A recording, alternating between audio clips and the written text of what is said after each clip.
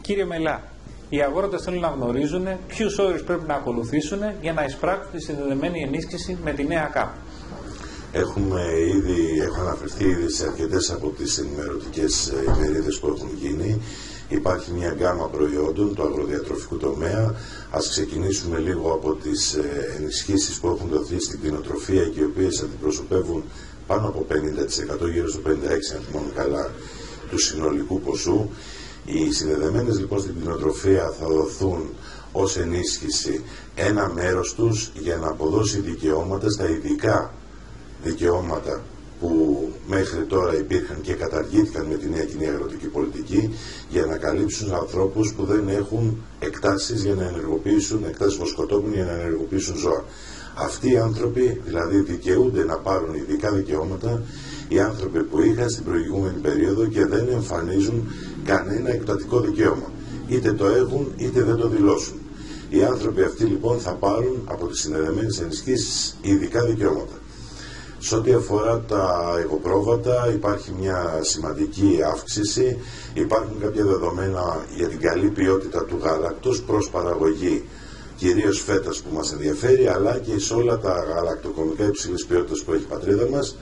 Με αυτό το σκεπτικό λοιπόν δίνεται ενίσχυση ύψους 5 ευρώ για τις παιδινές περιοχές ανά ζώο που παράγει γάλα των συγκεκριμένων προδιαγραφών, δηλαδή όπως γνωρίζουν οι κτηνοτρόφοι, είχε μπει και στην προηγούμενη περίοδο ένα όριο κάτω του 1 εκατομμυρίου ολικής μικροβιακής χλωρίδας.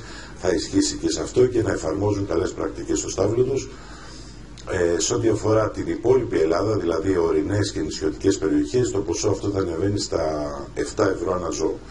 Σε ό,τι αφορά τώρα το κομμάτι των βοηδών κρεοπαραγωγικής ή γαλακτοπαραγωγικής κατεύθυνσης, θα υπάρχει μια ενίσχυση η οποία ανάλογα με τους δικαιούχους που θα ενταχθούν σε αυτήν θα κυμαίνεται περίπου θα ξεκινάει περίπου στα 130 ευρώ, αλλά μπορεί να αυξηθεί αρκετά ανάλογα με το πόσοι δικαιούχοι θα μπουν μέσα σε αυτό το πρόγραμμα, μέσα σε αυτή τη συνδεδεμένη, η οποία αφορά τη γέννα, την μοσχίδα, την αγελάδα καλύτερα, που γεννάει από την αρχή της αναπαραγωγικής της ζωής μέχρι τα 10 περίπου έτη ή 12, προσδιορίζουμε τώρα με βάση την κοινότητα και με βάση τα στοιχεία που έχουμε αν είναι 10 ή 12 έτη, καθώς στη χώρα μας έχουμε ψηλές γεννήσεις και σε ηλικίες άνω των 10 ετών στα κρεοπαραγωγικής κατεύθυνσης, οπότε θα ήταν αδικία να το περιορίσουμε στα 8 που είχε δοθεί στον αρχικό φάκελο και αφορά τις αγελάδες της γαλακτοπαραγωγικής κατεύθυνσης.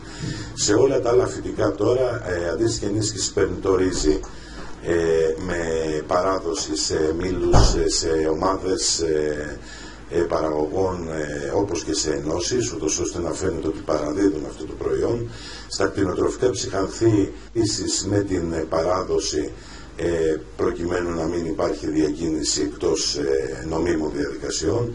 Στη σποροπαραγωγή, η οποία περιλαμβάνει και τα ψυχανθή όπως και την ειδική που δεν είναι μέσα στις συνδεδεμένες ενισχύσεις των κτηνοτροφικών ψυχανθών σαν παραγωγή, σποροπαραγωγή όμως συμπεριλαμβάνεται, και σε αυτή την έννοια η σποροπαραγωγή έχει τις συγκεκριμένες απαιτήσεις του πιστοποιημένου σπόρου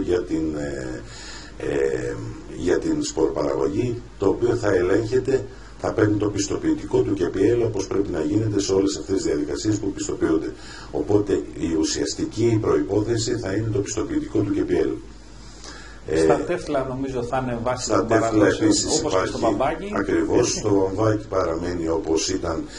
Κοιτάμε τώρα να παληθεύσουμε και να επιβεβαιώσουμε με την κοινότητα το κομμάτι της σποροπαραγωγής του βαμβακιού που μπορεί να ενισχυθεί, ώστε να μην φαίνεται ότι ενισχύεται διπλά και με την ειδική ενίσχυση.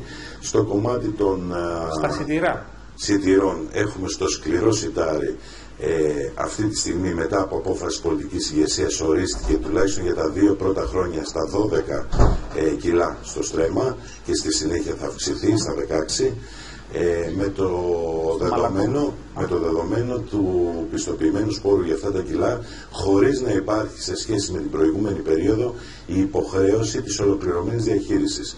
Όσοι τους παραγωγούς θέλουν να εφαρμόσουν ολοκληρωμένη διαχείριση, μπορούν να παίρνουν το κονδύλι που χρειάζεται για να καλύψει αυτές τις απαιτήσεις από το δεύτερο πυλώνα. Αν το αφήναν σε προϋπόθεση στον πρώτο πυλώνα, θα υπήρχε το πρόβλημα της διπλής ενίσχυσης.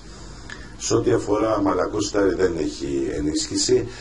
Πολλά από τα είδη, γιατί έχουν πολλές φορές συζητηθεί, που είναι ενδιαφέροντος για την Ελλάδα, όπως είναι το καλαμπόκι ή το κοριθάρι, δεν μπόρεσε να επιτευχθεί η δυνατότητα να πάρουν ειδική ενίσχυση, με το σκεπτικό ότι θέλαμε στοιχεία πενταετίας που να δείχνουν αυξημένα ποσοστά σε κάποια χρονιά, τα οποία πέσαν στις επόμενες με σκοπό να ξανανεύουν σε αυτά τα επίπεδα. Όπου είχαμε χαμηλές διακυμάνσεις ή μικρές αυξομοιώσεις, δεν μπορούσαμε να ζητήσουμε συνδεδεμένη ενίσχυση, και γι' αυτό και δεν έχουν μπει εκεί.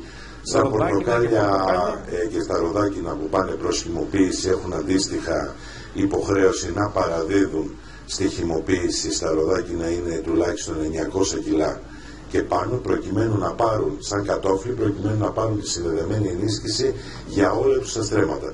Κάτι αντίστοιχο στην πρότασή μας του καλοκαιριού, παρότι έχουμε κάνει κάποια ερωτήματα για αύξηση, είναι τα 700 κιλά